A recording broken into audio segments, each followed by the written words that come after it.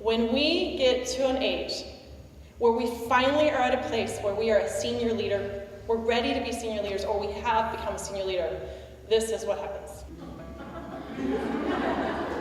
When you ask somebody out front, like, well, what do you think about parents? It's like, oh, most important job in the world. Like, it's amazing. I mean, they're bringing up our future.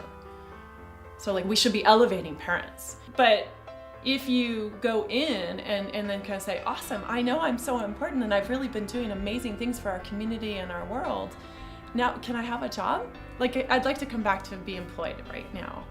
And then they say, and they're like, well, you haven't been doing anything. What have you been doing? I did this 3 times.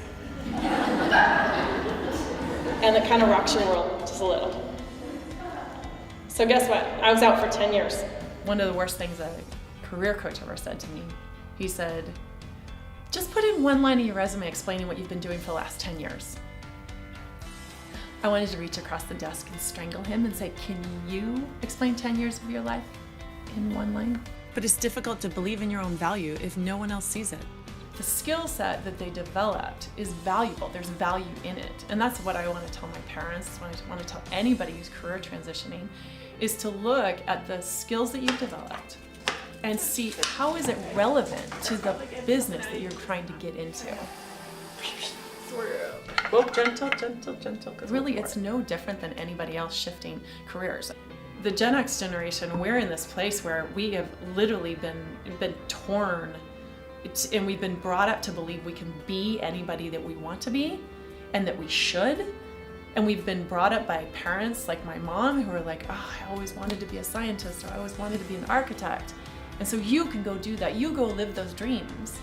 And yet they still had these old traditional viewpoints about them. So we grew up with this battling happening in us. So to me, what this let me know is that this belief that women are associated with the home is so strong that it's affecting even my 8-year-old, despite the fact that it goes against what he sees. And I think our generation is having to kind of rewrite the rules about who we are, and we're fighting the last vestiges of this 1950s belief of the homemaker, and trying to say, like, hey, you know what? I did stay with my kids. I made that choice to walk away from my career and stay with my kids.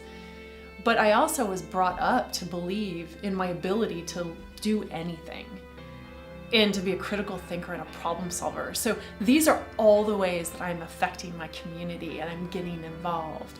Look at what's real and what's perceived. What's really you? What do you really believe in? Versus what the world has told you about who you are and what you're supposed to be. It's time to look beyond antiquated beliefs and consider the true professional development value of time spent as a parent.